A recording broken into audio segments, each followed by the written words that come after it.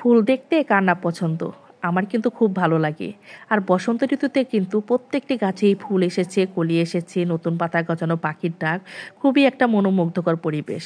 আজকে জয়িতার মমচালের থেকে নতুন একটা ভিডিও শেয়ার করতে যাচ্ছি। সকাল থেকে সন্ধ্যা পর্যন্ত কি করলাম সেটা আপনাদের সাথে শেয়ার করব।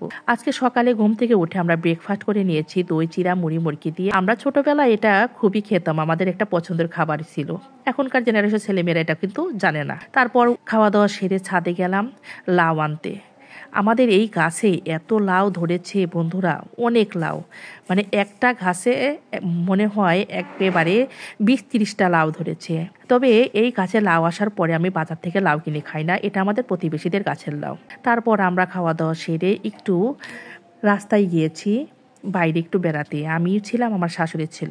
এগুলো কি গাছ জানেন কি বন্ধুরা? এটা হচ্ছে আপনার গম যে আমরা খাই, ময়দা, এই গমের গাছ।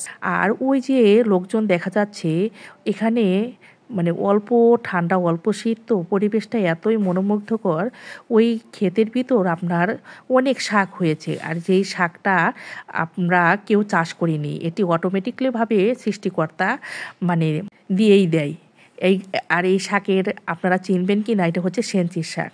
তা আমি তাদেরকে দেখে আমি আর আমার শাশুড়ি মিলে এই শাকটা তুলে নিলাম। আর এই শাকটা কিন্তু এতটাই মজা, যতই আপনি শাক খান না কেন, এই শাকের কিন্তু অন্যরকম একটা স্বাদ। একটা মানে ক্ষেতের ভিতর একটা উৎসব উৎসব ভাব, সবাই মিলে এরকম মানে শাক তুলে নিচ্ছে। তবে আমরা এই শাকটা তুলে নিয়ে আজকে ভেজে খাবো। মানে এই জিনিসটা আমরা ছোটবেলায় অনেক করতাম, তবে মনে হয় আমি এই কাজটা প্রায় 30 বছর পর করছি। তারপর বাসায় আসলাম, বাসায় বাজার নিয়ে আসছে। এগুলো হলো বাটা মাছ, তারপর রুই মাছ, আর 3.5 কেজি 4 কেজি ওজনের একেবারে তাজা কাতল মাছ নিয়ে আসা হয়েছে। আর এগুলো হচ্ছে আমার বিড়াল টিনটিন টুকির মাছ। এই মাছগুলো আঁশ ফেলে আমি কেটে নেব।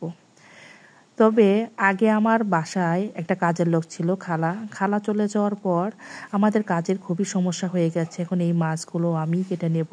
আমি মানকুচুর পাতা কেটে নিয়ে এসে মাছগুলা কেটে ধুয়ে পরিষ্কার করে তারপর প্যাকেট করে নেব।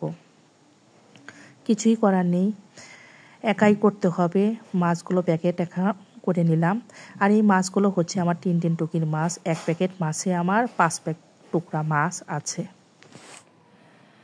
এগুলো ফ্রিজে রেখে দেবো, আমার 15 দিন চলে যাবে। মাছগুলো প্যাকেটে তোলার পর আমি রান্না শুরু করে দিয়েছি। আজ লাউ দিয়েই কত পদ রান্না করেছি। এটা হচ্ছে আমার কাতল মাছ ভুনা করেছি, লাউ ঘন্ট করেছি, তারপরে সেঞ্চির শাক ভাজি করেছি, আর এখানে কাতল মাছের মাথা দিয়ে মুড়ি ঘন্ট করেছি, তারপর একটা সবজি হয়েছে। এই এতগুলা পদ করেছি। আবার লাউয়ের চোচাও কিন্তু ভাজি করেছি, সেটা আপনাদের ভিডিওতে দেখানো হয়নি। এই কাজ করার পর এখানে আমরা বড়ই যে পেরেছিলাম, বড়ই ভালো করে ছাদে ধুয়ে নিয়ে তারপর চটকে দিয়েছি। আর ওই যে আমাদের গাছ দেখা যাচ্ছে, আর এটা হচ্ছে আমার বড় মেয়ের শখ করে এই গাছটা নিয়ে আসা হয়েছে।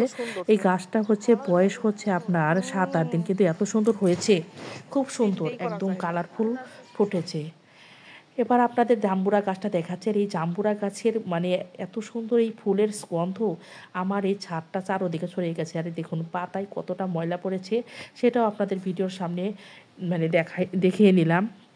দেখুন এই যে ফুলগুলো কত সুন্দর হয়েছে। এখন এই ফুলের ভিতরেই কিন্তু একটা করে জাম্বুরা হবে। আমি হাত দিয়ে দিয়ে ভিডিও করে দেখাচ্ছি, খুবই সুন্দর লাগছে, আবার নতুন পাতাও গজিয়েছে। এরপর আমরা ওখান থেকে এসে ছাদেতে বসে, ছায়াতে বসে আমি আর আমার শাশুড়ি মিলে বড়িগুলা চটকিয়ে দিলাম। এটা রোদে শুকিয়ে তারপর আমরা আচার তৈরি করব। যদি আমার ভিডিওটা ভালো লাগে অবশ্যই লাইক কমেন্ট শেয়ার করবেন, আর অবশ্যই আমার চ্যানেলটাকে একটা সাবস্ক্রাইব করে দেবেন। ধন্যবাদ বন্ধুরা।